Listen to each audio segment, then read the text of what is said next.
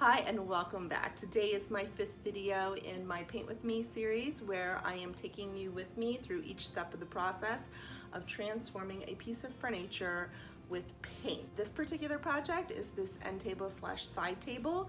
We've talked about basic prep, we've talked about priming, we've talked about painting, last week we did distressing, and this week we're going to talk about sealing our piece. So there's lots of different products out there on the market that you can use to seal your piece. For the most part, whatever particular paint product I use, I will use some type of their sealing products. So for instance, we painted this in the Chippy Barnes Ambulante Decor paint, and I will generally use their top coat, or I will use their wax to seal my piece. So there are, for the most part, essentially 3 different ways you can seal a piece. You are going to use either a polyacrylic or a polyurethane. I always recommend doing a water base. It just makes cleanup easier, and a lot of them are non-yellowing. So if you're sealing a white piece, you're not gonna get that yellowing, especially over time. One of the more popular forms of sealing a piece is using wax, and pretty much every paint line, especially chalk paint, has their own wax. I do love wax. And then there is also hemp oil, and typically I will use hemp oil to seal milk paint. Now, sealing your pieces, again, is personal preference. I've said it, if I've said it once, I've said it a million times.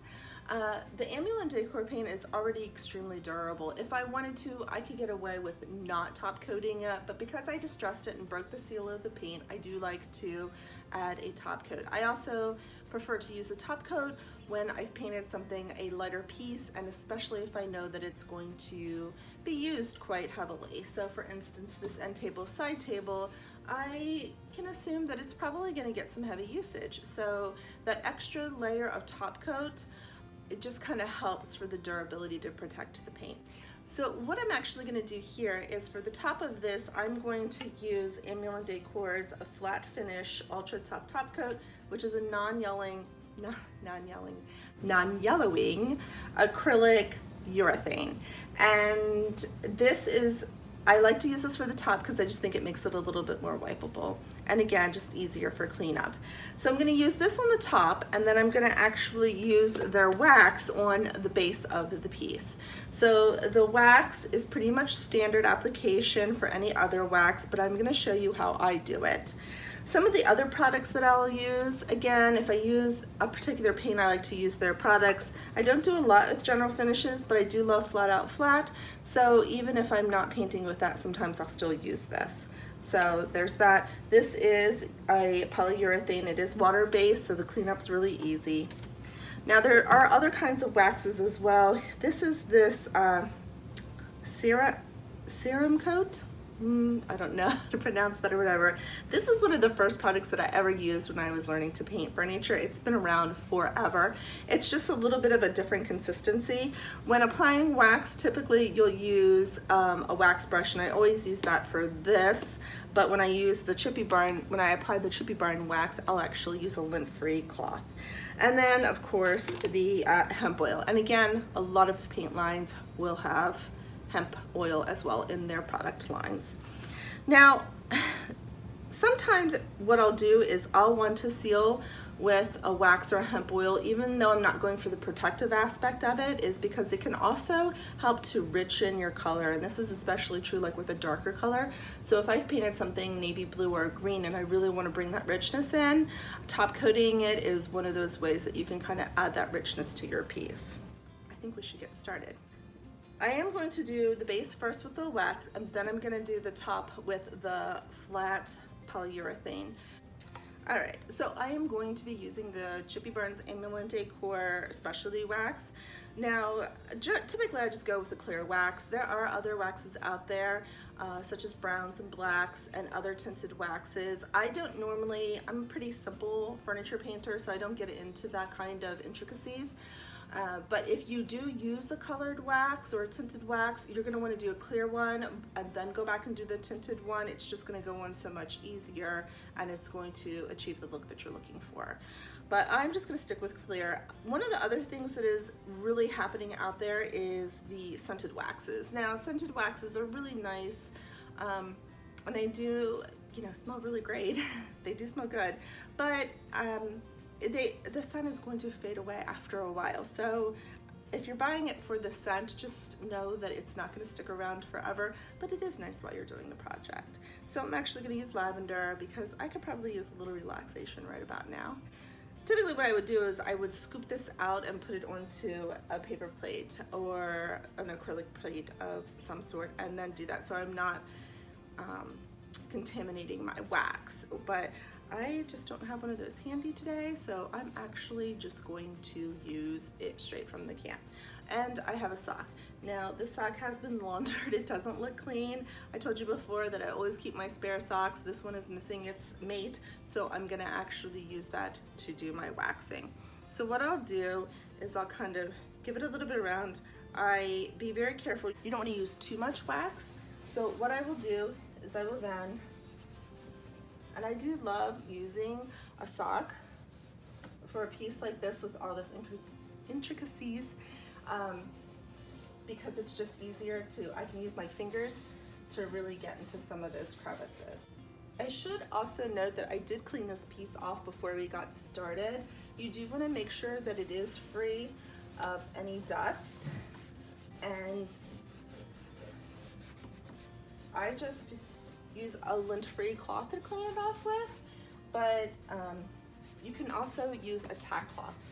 Tack cloths you can get at pretty much any hardware store and Amazon, and they're tacky, so it just helps to grab a hold of that dust to give you a nice clean surface. So I don't know if you can see this, but as I'm waxing it, it's really just making the spots where we distressed it a little bit more rich.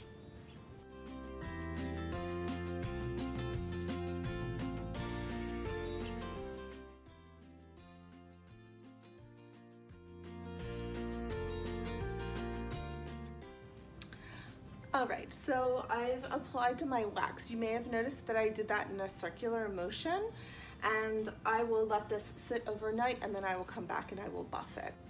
And now what I want to do is I'm going to show you how I apply the top coat to my piece. All right, now that we have waxed the base of the piece, I am going to use my flat polyurethane coat, top coat. And one of the things you're going to want to do is you do not shake this. You want to give it a really good stir. You can use a brush to apply this if you want. I use a foam roller.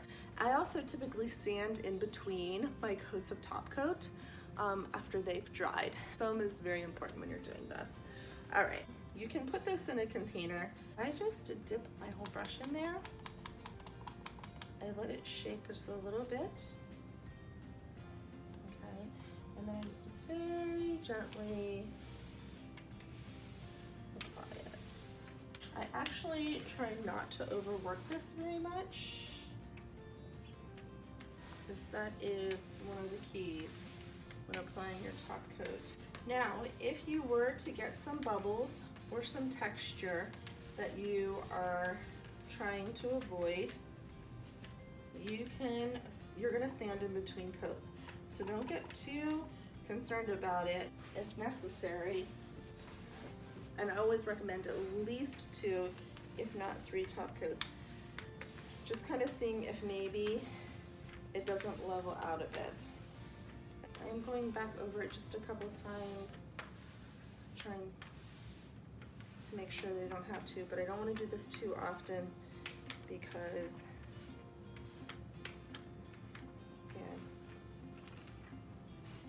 it'll create marks. So there you have it. We have top coated our piece. We have sealed our piece. We have waxed the base of it, and we have done the polyurethane on the top, which again, I'm just hoping to get some extra durability out of it. It's already durable, but I want to go that extra mile on this particular piece, primarily because it's white. What I'll do is I am going to wait until this dries. I will give the top a light sanding and I will reapply it. I am not going to do that until tomorrow though, because I don't want to sand this piece with the wax, because the wax is going to be a little tacky. Now top coats, including paint, so if you're not top coating but when you're painting, they all have cure times, and typically paint and top coats take about 30 days to actually cure. And what that is it's just the process of all the moisture that's contained within these products to evaporate and harden. Every product just varies slightly, so you will want to check that. As always, if you found this video to be helpful, or if you want to support me, feel free to like this video and or subscribe to follow along with me as I continue on in this Paint With Me series. Next week, I am going to talk about hardware. So as you may remember at the very beginning, we filled in these holes because I thought that I wasn't gonna want the back plate, but I haven't made the decision whether or not I'm gonna keep it or not keep it. But anyway, we're gonna talk about hardware. I'm gonna talk about how I clean my hardware, if I paint it, what I use to paint with it, and if I change out the hardware altogether, what are my favorite sources for my hardware when I change it. So I'll see you next time.